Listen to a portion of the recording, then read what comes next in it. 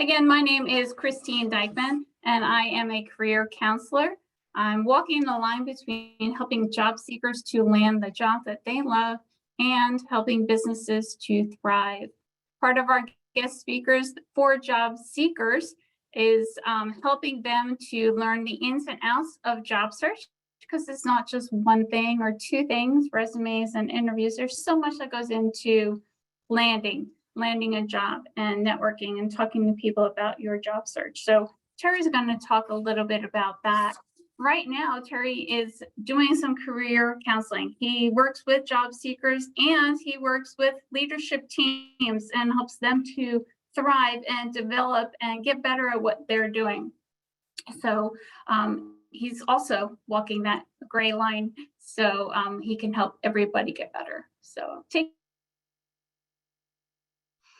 it away, Terry. Thank you. Hey, Christine, thank you so much for that introduction. And hi, everybody. Let me share my screen. Can you see that yet, Christine? I can see that. All right, yeah, good. There you go. Good. Let me enlarge it.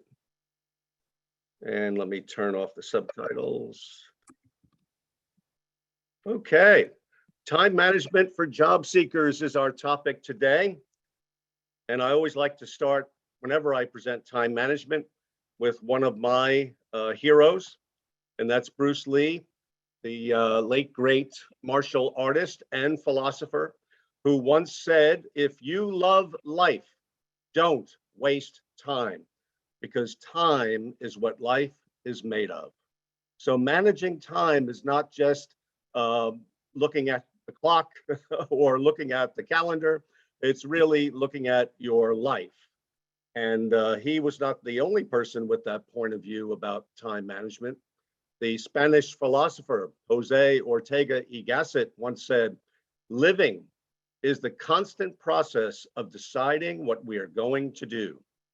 All of you here today made a decision to come to this Zoom presentation, and I applaud you for doing so, because you're going to find some really good content here, some of which may be something you already know and do, so it will confirm that you're doing the right stuff. Some of which might be new, perhaps. So please grab that and run with it, because when you get control of your time, you're really getting control of your life. Just to add a little bit to what Christine said, my company is called Smart Moves Coaching. And what I do is I help leaders become more effective, organizations to become more effective, and career transitioners to set goals to achieve their dream jobs. There's my email for anyone who would like to keep in touch with me. And you can find me on LinkedIn, where I'm a very active user. I publish my own original content, usually once per week, via a newsletter and occasional other content postings. And I post about these very topics: leadership, organizations, careers, job search. And so link up with me and you'll be receiving my content every week. And I hope you find it useful. So having said that, when you are in a job search, you need routine, you need structure, because when you were working, you had plenty of that. You had plenty of routine. You know, every day you got your coffee at a certain Dunkin' Donuts as you were heading into the office. You had plenty of structure. You had meetings, you had appointments, you had projects, you had deadlines, you had reports. And so all of that filled your life when you were working is suddenly gone when you are in between jobs. So it's very important that as you're looking for that next job, you have to refill your life with routine and structure. What routine and structure might be the question that you're thinking about, because you might have heard this tip from other career coaches, that you need routine, you need structure, but they don't always say what that means. In this presentation, I'm going to say what it means to me, and I'm going to give you 5 recommendations that will help you to fill your life with the routine and the structure that will help you achieve your goal. So here are the 5 points, all on one slide. It's all about prioritizing your time. It's all about focusing on goals. It's making sure you have a schedule that you're keeping. It's very important to take breaks. And even job seekers need to find work-life balance. So those are the 5 points I want to delve into. As I go along, Christine and I are both going to be monitoring the chat box. So that's a great place for you to put your questions or the things that you want to add to the conversation. So feel free, put it right in there.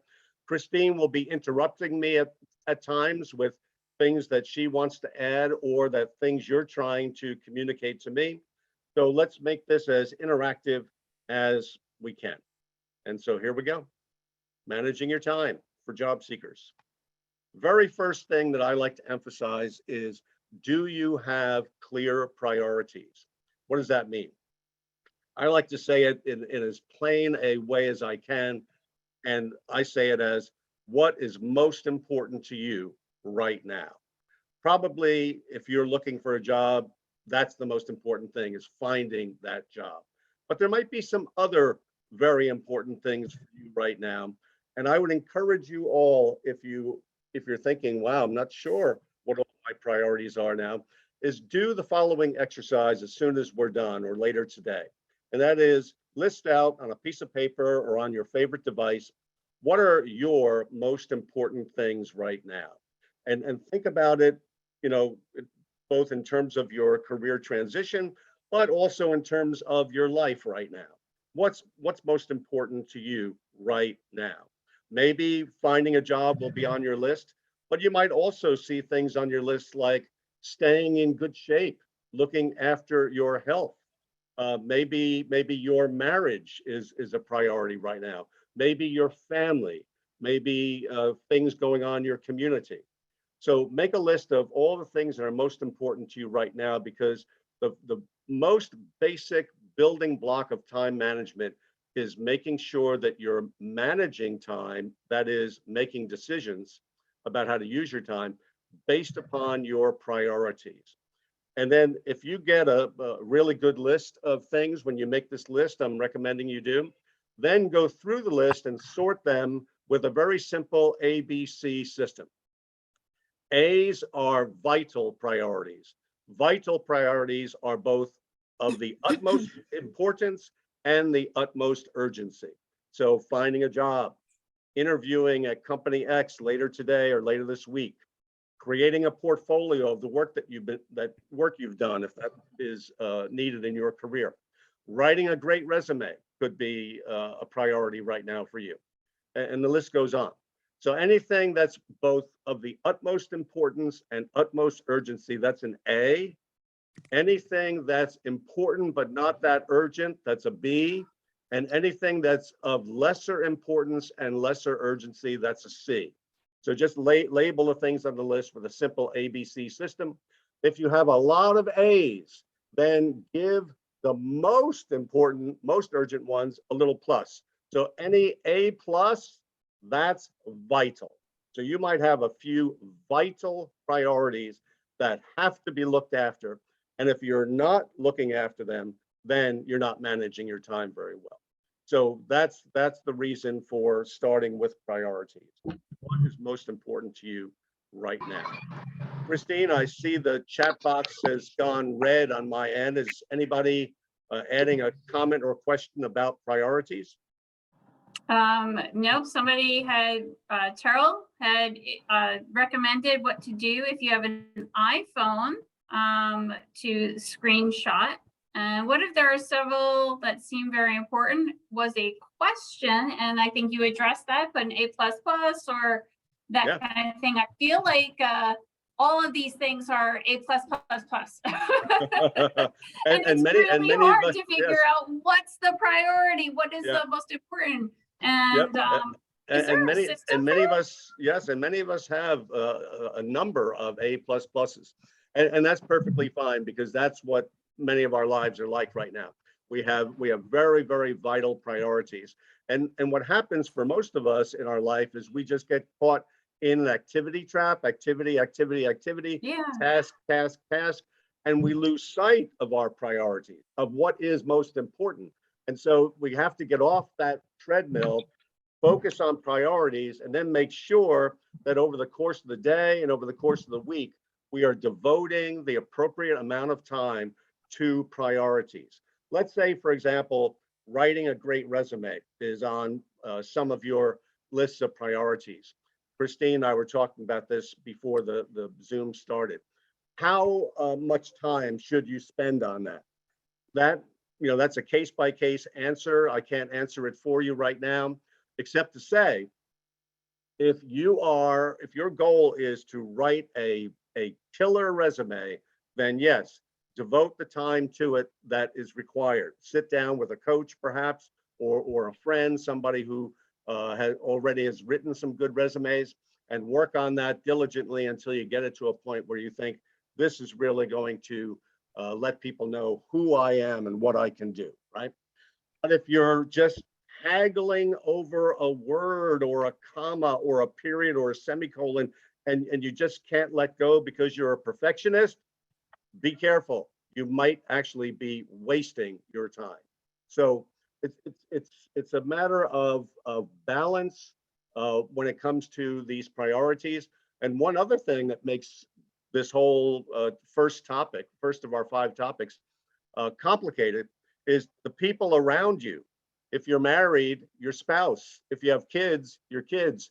If you've got close friends, them too. If you're volunteering, that volunteer organization, every one of those other parties, they have priorities, and their priorities and your priorities may sometimes mesh nicely, and then other times they completely collide and clash. And so you've got to protect your priorities from other people's priorities that might tend to pull you away from what's most important to you. So that's just further reason from me to take the time to identify your priorities and make sure you're devoting the appropriate amount of time per week to those most important things.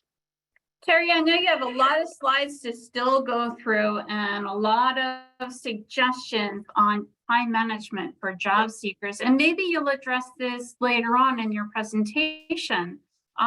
I feel like when we're in job search and we have to create that plan, and we are also taking care of our kids and our parents and our Yes. neighbors and our Yes. church family and Yep. everything else going on, and paying Yes. the rent and food, and everything seems to be a priority, that when we're in job search, we're taking care of everybody and no one's taking care of us. They're like, yeah, you'll figure it out, but make sure you do all this other stuff. So how do you figure out how much time to allocate for job search activities versus everything else? Yep. Someone many years ago said that looking for a job is itself a job. And Mhm. so if you think about your job search as your job right now, then you could say to yourself, is this a part-time job for me, or is this a full-time job for me? If it's an A plus plus for you, that means it's of the utmost importance, utmost urgency. You've got to get that job because so many other things in your life are depending upon it, paying your bills, keeping your kids in school, etc. Then you've got to look at it as your job right now. And how do you approach a job?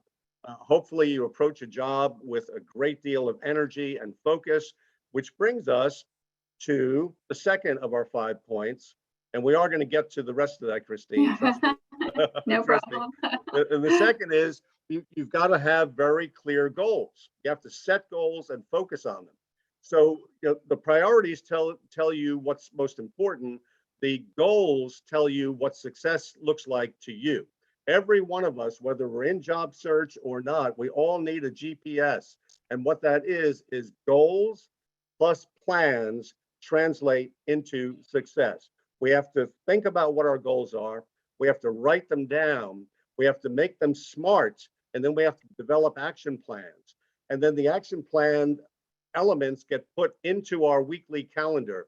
So we schedule the action steps specifically what we're going to do, when we're going to do them, and we track progress against those action steps, because as we complete the action steps, we are actually moving step by step by step to the goals.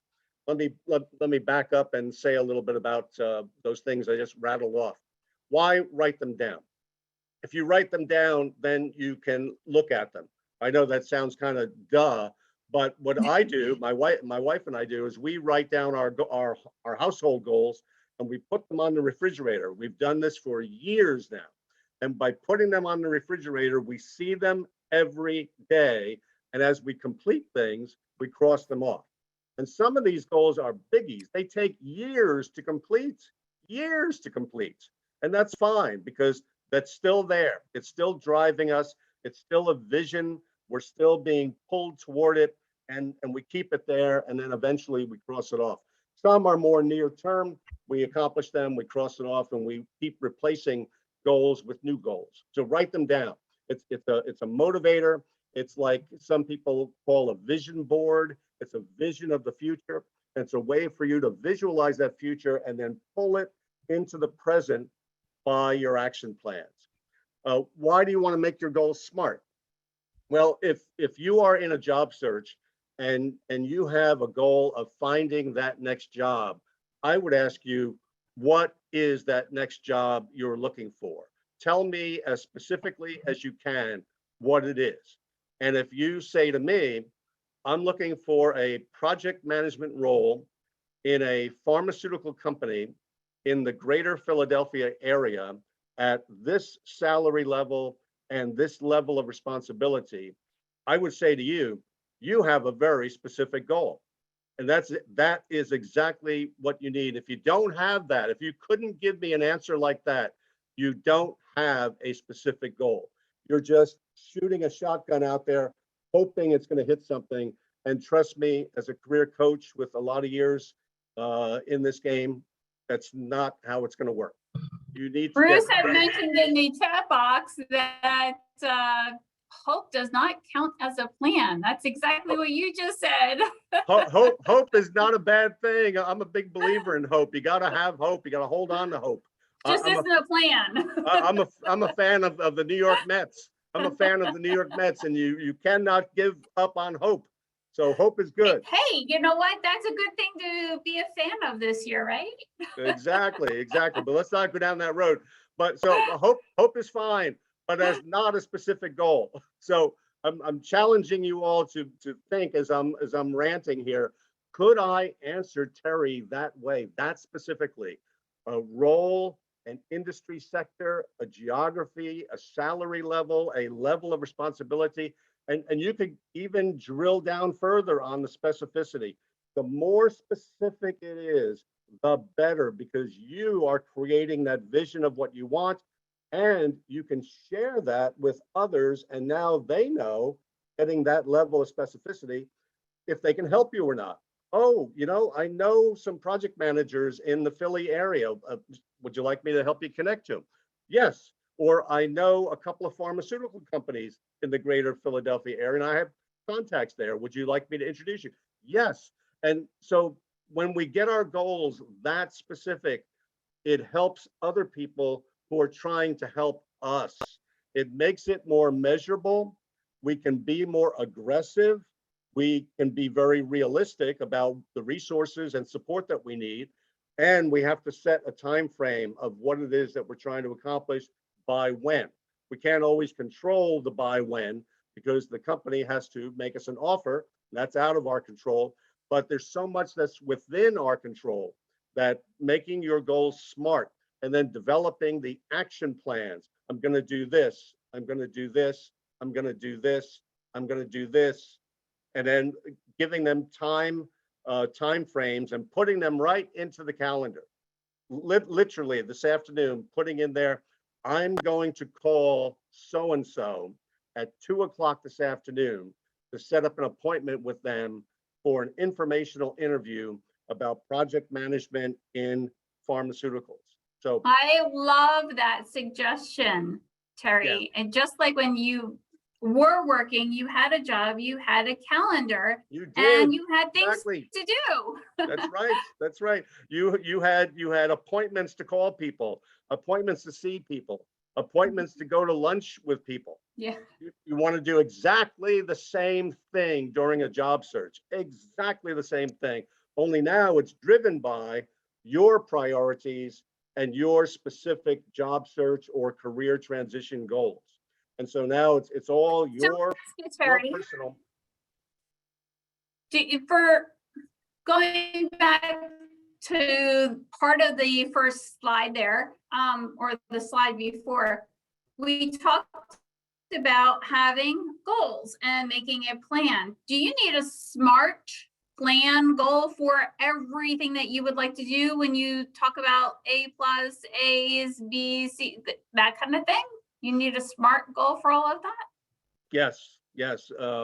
Anything that's really important to you, really important. And then obviously the urgency, which urgency is the time factor. Anything that's very urgent is now, right? You think of it as now. It's got to be done now. Anything that's not quite so urgent, you can put that off and perhaps not get as intense as I'm describing this here. I'm getting very intense about this because notice the A in SMART is aggressive. I chose that word specifically because I know many of you are in job search right now, and you need to land that job so that you can continue on your career path. You can have some income coming in to pay the bills. It's not sort of a whenever kind of a thing. Some of you perhaps on the call today are in more of a whenever space. That's fine. And so you don't have to get quite as intense as I am making this, because I'm really speaking to the people that are really very, very focused on finding that next job. I guess that goes back to it depends, right, Yeah. Terry? Yes, very much so. So this last part about developing your action plans, that's literally asking yourself, what can I do today? What can I do this week? Even if they are little tiny baby steps, that's fine. Little tiny baby steps are often the way that we get going toward our goals. What can I do today? What can I do this week that will help me start gaining momentum? And that's one of the key things here is momentum. Moving one little step at a time in the direction of the things that you're trying to achieve. So yes. Does one step that you're going in the right direction, does that one step have to be specific, measurable, aggressive, realistic, and time framed? Or yes, SMART applies to everything. SMART applies to everything, goals and action steps. And when you do this next part, use your weekly calendar to schedule the action steps. Then you're using SMART, right? You're putting the action, it's very specific. Call Terry Seamon. That's a very specific thing. It's measurable. You know whether you did it or not. It's aggressive because you're getting out there and you're taking steps in the desired direction. It's realistic. You have a phone, you have this number, you can do it. And it's time frame because you put it in the calendar in the slot that says 2 o'clock this afternoon, October, what is this, the 4th? So yes. I mean, this becomes second nature. You don't have to talk your way through it the way I'm doing now. This will really become second nature the more that you use it. And so let me continue with the segue here, and that is get in the habits of using a daily and weekly calendar. It can be a physical paper calendar. I used one of those for many, many years in my career. It's only in the last maybe 10 years or so that I've switched over to an electronic calendar. I use my Google Calendar to keep track of everything. And I miss those days when I used to have the physical calendar that I could hold in my hand. But guess what? I have my Google Calendar right here. So anywhere I go, I have it with me. So hopefully you are all listening to me now. You have some kind of a daily or weekly calendar. And what you want to do is create a schedule for your day where you are applying to positions that are of interest to you during a set time period when your energy is highest. Time management is not just like an awareness of time, but it's an awareness of energy. When are you at your greatest level of energy? Speaking for myself, this is prime time, Terry Seamon time, mornings. I'm a Yay! morning person, We got you in the and morning. and Woo! this Okay. this is the best time to get me. If you get me in the afternoon, I am not quite as energetic. I get a little bit more energetic in the evening, but this is prime time. This is the time for me to deliver a Zoom webinar. This is the time for me to do my career coaching. This works for me. So what is that time of day for you? You know what it is, but you need to decide, okay, that's my prime energy time. That's the time when I am going to apply to positions, because that's very intense work, very detailed work. That's the time when I'm going to make my phone calls. That's the time when I'm going to meet with my mentor, my coach, and then plug in the key activities, literally plug them in writing into the calendar so you see them, just like you did when you were working. Anything you were going to do, it was in your calendar. So what are you going to do now? Are you going to attend Christine's networking event? Yes, that should be in your calendar. That should be in there. In fact, I would recommend that you put her next week's event in your calendar. Put it in there right now. Are you researching companies? How are you doing that? Are you doing that through informational interviews? That's a great way to research a company. Talk to somebody who works there or used to work there. So when are you going to do that? For each one of these things, if I was your little time management coach sitting on your shoulder, I would say to you, when are you going to do that? When are you going to do that? You know, what other webinars are you attending this week? There's a lot of great ones coming up later this week. How do I know that? Because I get the email of all the upcoming webinars. You could get that email too. Yes. Christine's Yes. one of the many organizations here in New Jersey doing weekly webinars. So, you know, get yourself on those email lists and plug in all the webinars you're going to attend this week. This is one Let on me time ask you, management. Terry, Yeah. you had said like put everything in your calendar so you know when you're doing what. Yeah. Is anything a crossover? Whereas, for example, you have listed attend networking events. Yep. And maybe conducting informational interviews. Yep. Maybe you're having that informational interview at a networking event. Yeah. Depending on where it is, or is that like a twofer? Yep. Oh yeah, that's a twofer. That's a crossover. I like that. Okay. Yeah, no problem with that at all. I believe earlier when everybody was signing in, I saw Kenneth Lang on this this Zoom. Yes. He does regularly scheduled events on LinkedIn that are fascinating. He has conversations with folks like Christine and me and others talking about very interesting topics. Uh, if you're on LinkedIn, you definitely want to follow Kenneth Lang, because that way you'll be aware of what he's got coming up. You'll be able to sign up for it, put it into your calendar, and then make it happen. Time management is all about making these things happen. And if you're not in the habit of using a daily and weekly calendar, you're going to miss a lot of stuff. And I don't want you to miss it, because you have a mission. Your mission is find that next job. So plug in these key activities. You'll notice the last one I include was volunteering. A great thing to do during a job search is volunteer some of your time every week to some worthy cause of your own choosing. You know, your food bank might need people to come in a couple of hours every week and stuff bags. You might have a local Habitat for Humanity. You might have a local literacy program where people are learning to read. You know, you pick. There's a ton of those things out there.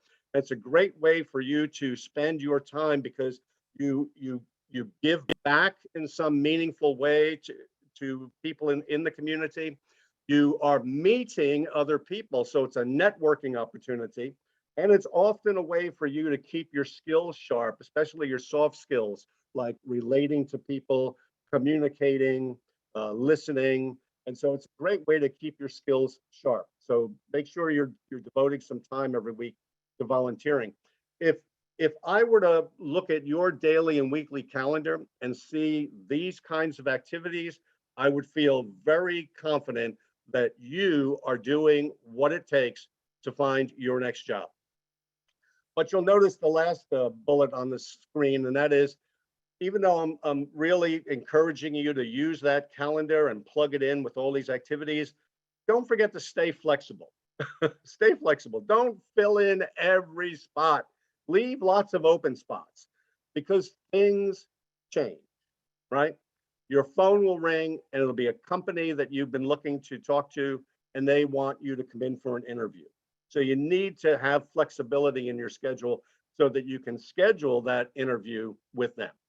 Well, wouldn't that be an A plus plus? I don't That would know. be great. That would be great. And that might actually cause you to move some of the things on your calendar, right? Just move them Absolutely. around. Don't think of something that's written in your calendar as carved in stone. It's not carved in stone. It's there because you are intentionally planning to do it because it's going to move the ball down the field for you. But be Yes. flexible and be ready to move it when other opportunities arise, as they will when you become very proactive. And this, what I'm presenting here is what I would call the proactive job hunter. This presentation could be called that, I suppose. But stay flexible. Things do have a way of changing.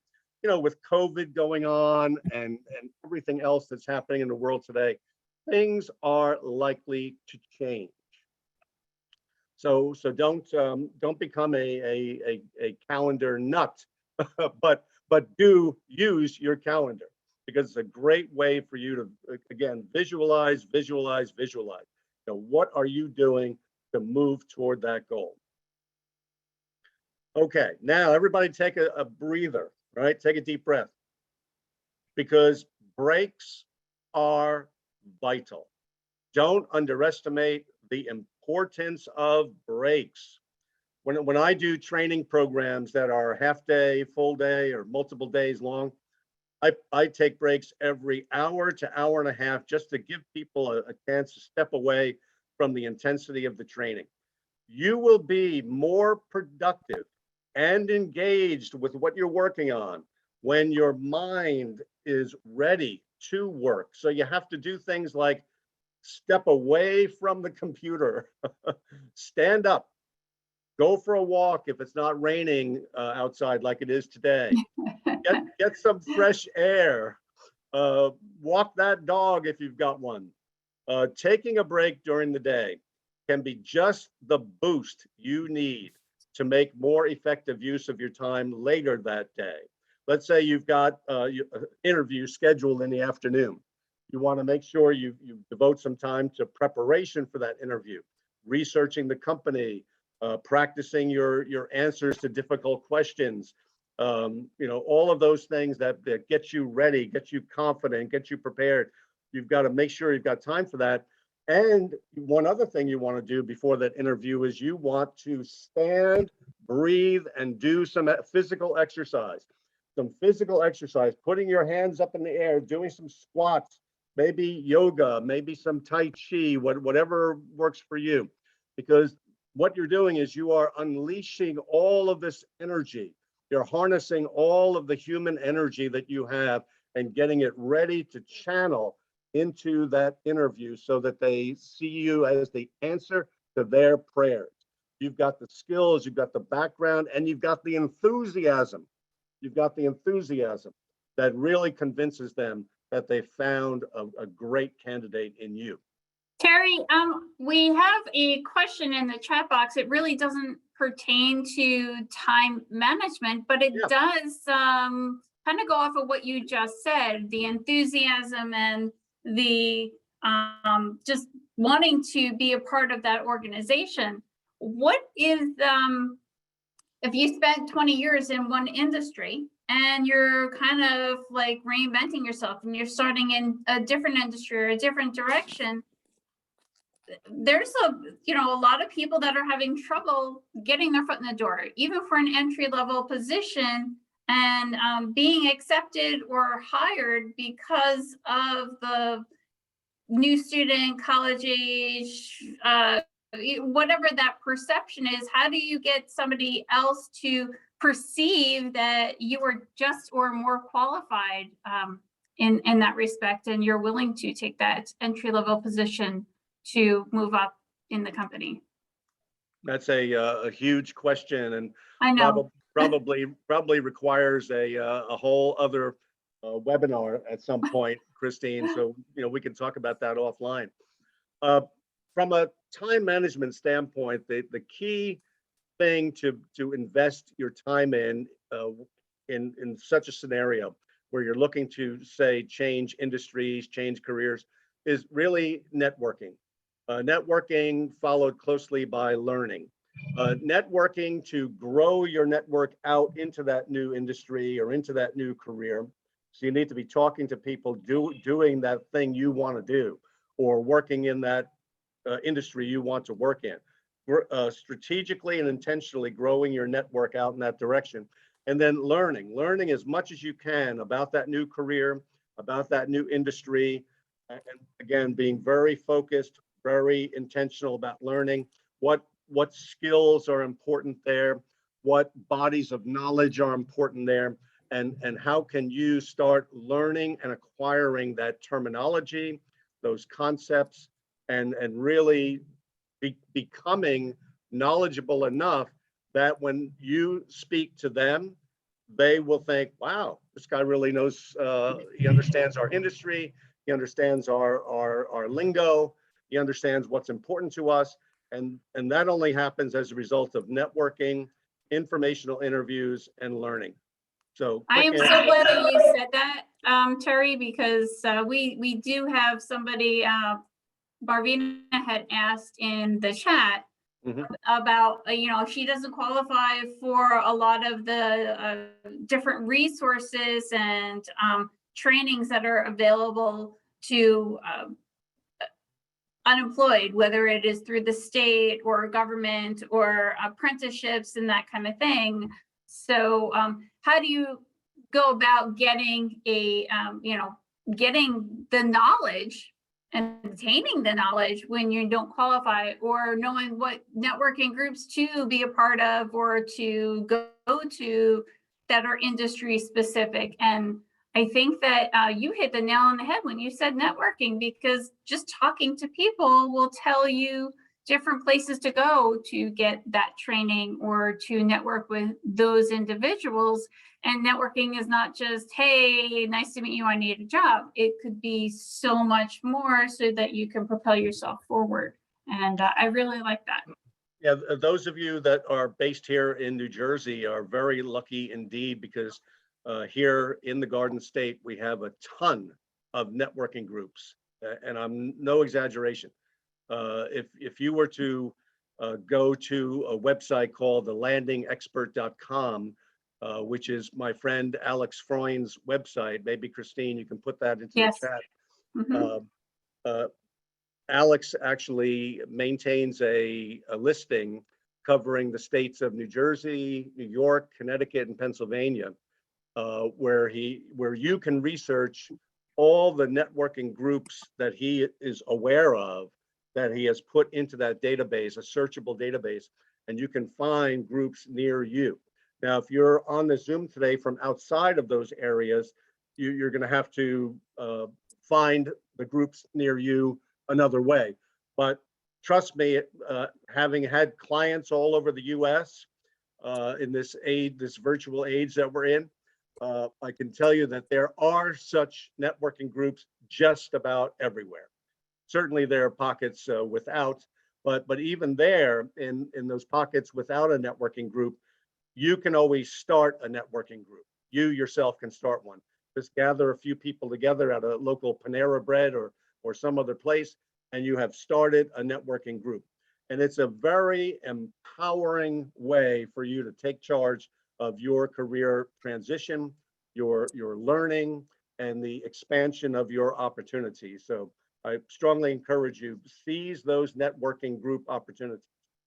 Absolutely. You'll find out so much about what's going on around you, other groups that are good, Yep. groups that are they're okay, job affairs and talking to employers. So and maybe even getting a job search buddy to help you in your job search as well. Yep. So Terry, you've hit the nail on the head. Yep, job search buddies are great.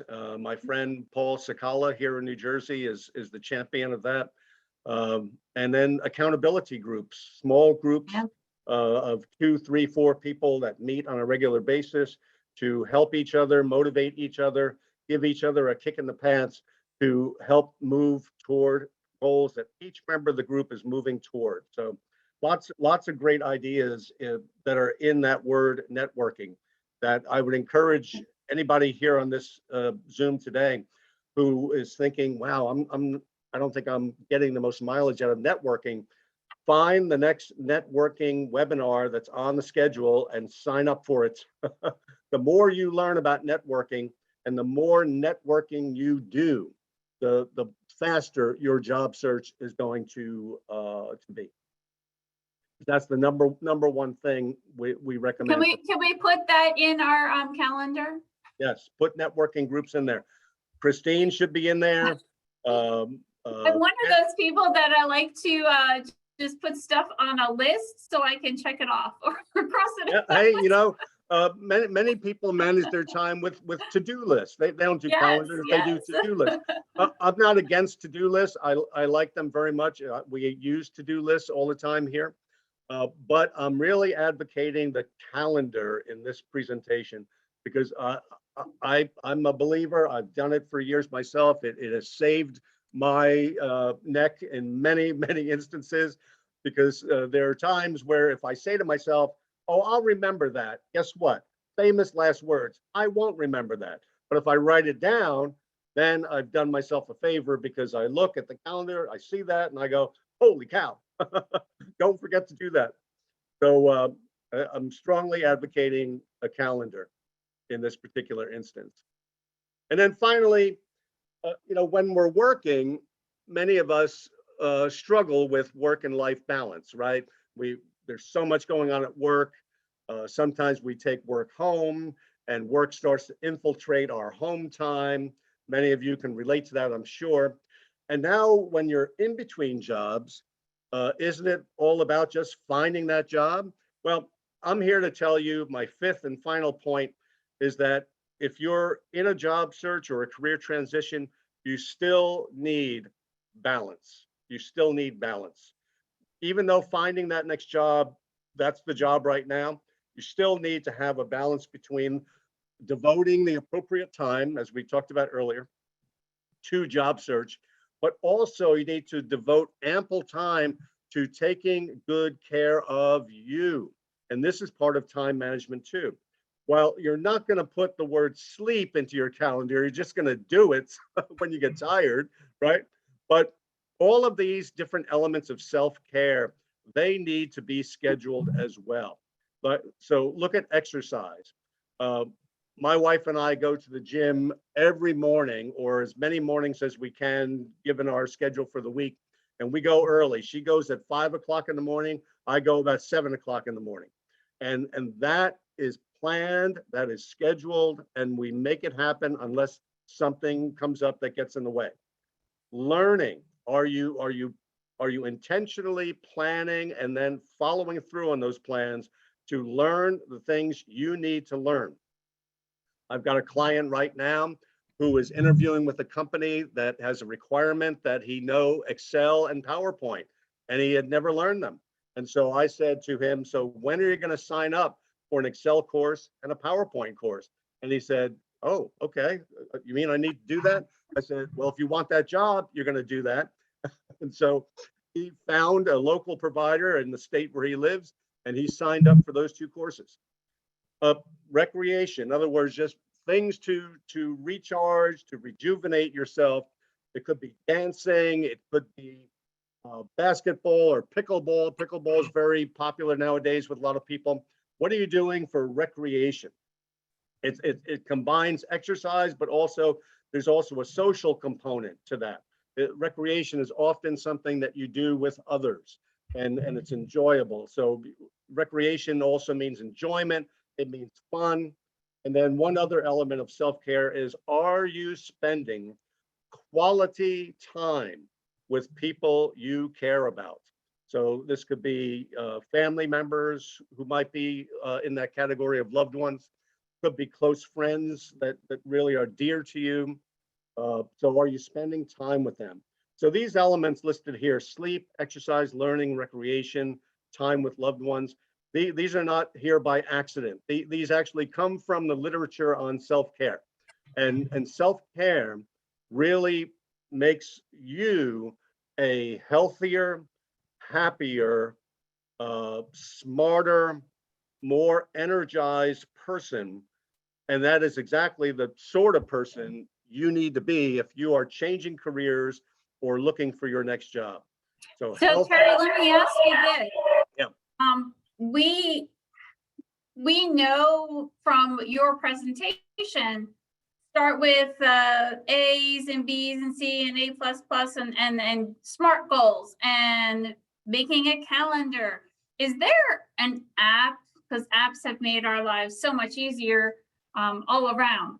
Is there an app for time management, or an app that we should use to kind of keep track of how much time we're spending on different things and when it's time to move on to the next task that is on our calendar? Kind of like you spend too much time on social media and everything, it just kind of shuts off. Like, how does that work? there are lots and lots of apps out there. Do you I don't recommend anything? I don't recommend any. It's kind of whatever works for you is my Okay. recommendation. I've heard people mention various apps by name, but I'm not Okay. I'm not in a position to recommend any. But I would say go ahead and do a search for time management apps. Check with your friends, family, and networking contacts to see if anybody around you is using ones that they recommend. The last time I presented this presentation a few weeks ago, we had the same conversation, and somebody recommended Calendly. Okay. Calendly. Calendly is a way to share your calendar with other people so that they can sign up for time with you. And shortly after that was recommended, I actually had the opportunity to use Calendly for the first time with somebody who we were trying to connect and have a scheduled phone call. And he said, here's my Calendly link. Go there, find a day and a time that works for you and sign up, and we'll be connected. And I did that, and it worked beautifully. He and I had our phone call on the day and the time that was scheduled. Worked great. So that's an example of what's out there. There are many, many more out there. I would recommend go take a look. If you're an app type person, and many of us are nowadays, there may be an app for you that will do just what you need it to do.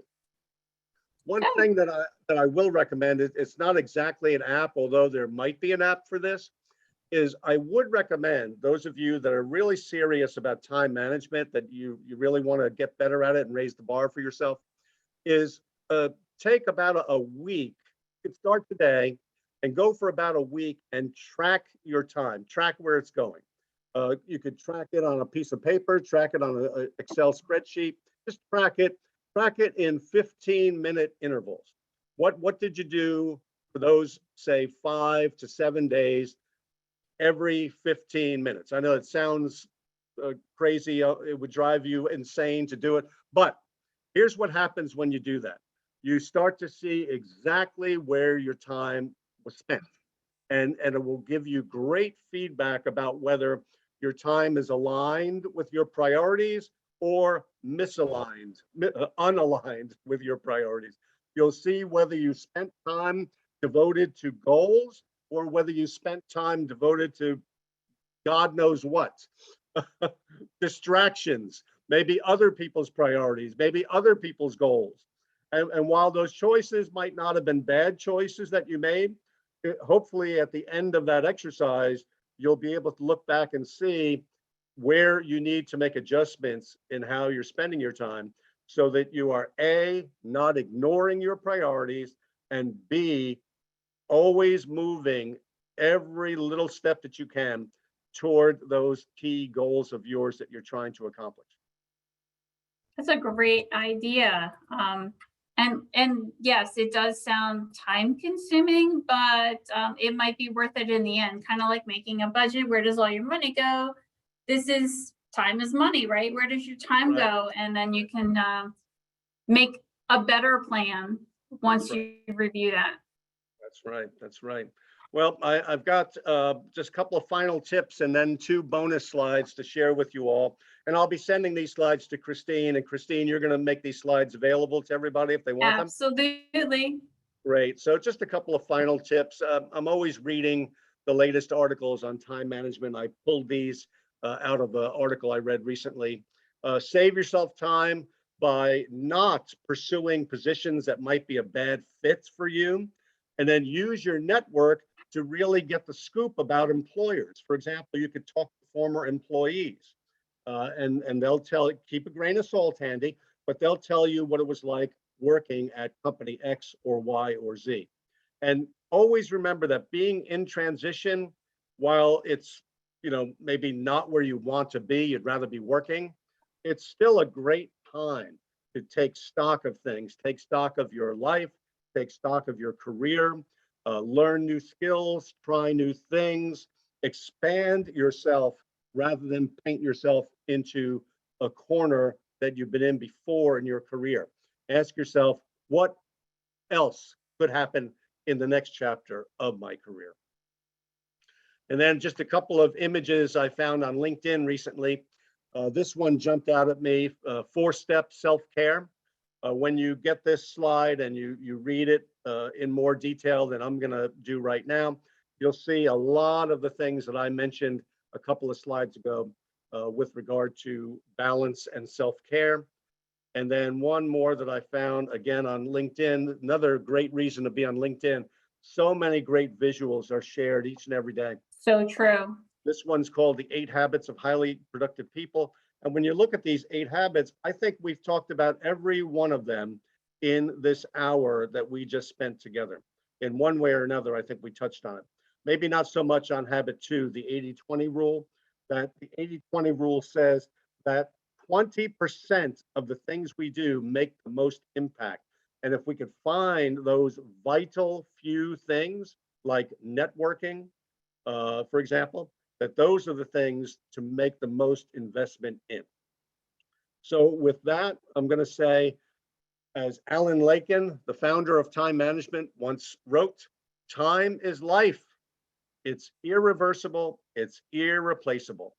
If we waste time, we're wasting our life. But if we master time, then we're mastering our life and we make the most of it.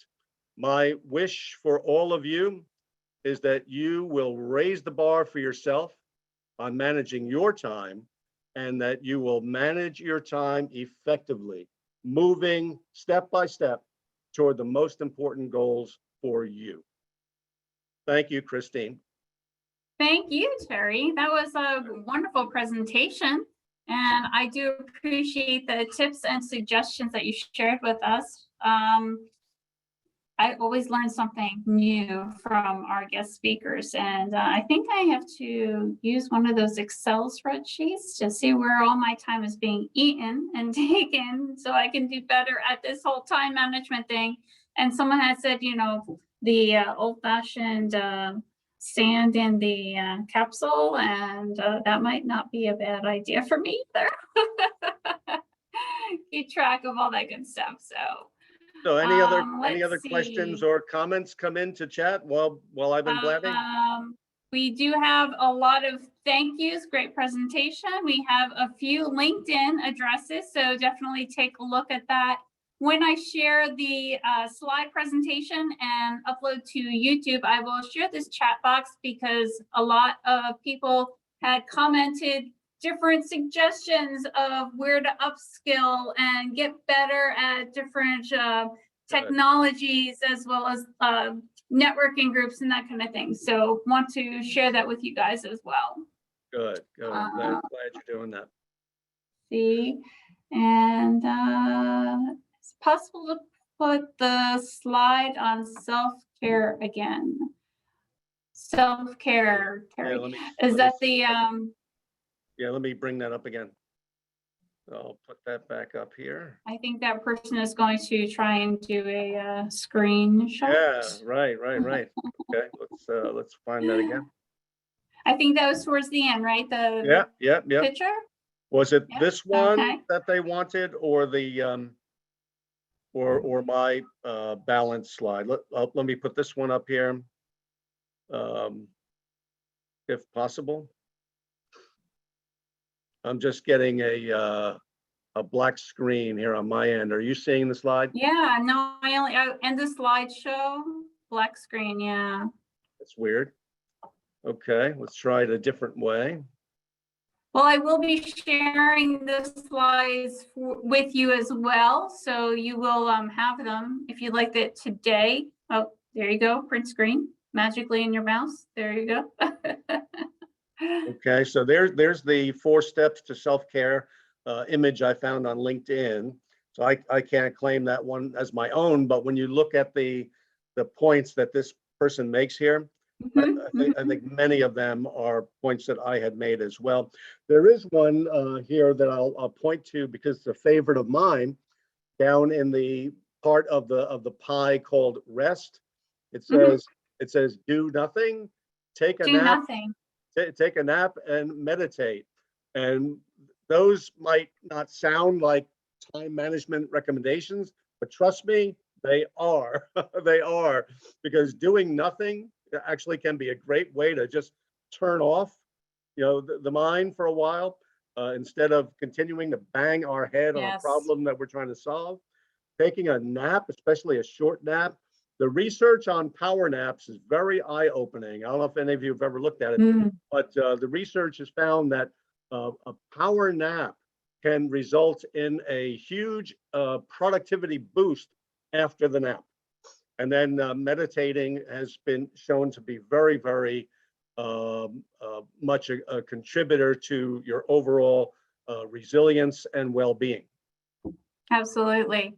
I think that a lot of us feel like do nothing feels like that's an hour of time I could have been doing something, or could have gotten this done or that done. And it's one of those things you have to convince many others that doing nothing is beneficial, as opposed to filling every moment of the day with something to feel productive. That's right. Many of us are on that activity trap treadmill, and we would do well to step off of it and recognize that there's a time for just relaxing, putting our feet up and doing nothing for a little while, and then when rested and when ready, then return to that task. You'll find that your mind is now ready. You might have all kinds of new thoughts that you didn't have before, and that just shutting off for a brief period of time is a good thing. Absolutely. Well, thank you again for coming and sharing some tips with us, Terry. I really do appreciate that. And once again, I will be sharing the slide presentation with everyone because we did record it. And I'll be sharing the chat box because of the wonderful suggestions that a lot of our participants put in it. Excellent. So that you have that information to upload yourself, check out all those groups and the upskilling that is there for free. So thank you, everyone. And we will see you the end of this month with host Ken Lang, who's going to talk to us about LinkedIn. All right, everyone, have a wonderful day and please stay dry. All right, take care. Bye, everyone. Thank you. Best Bye. wishes. Bye-bye.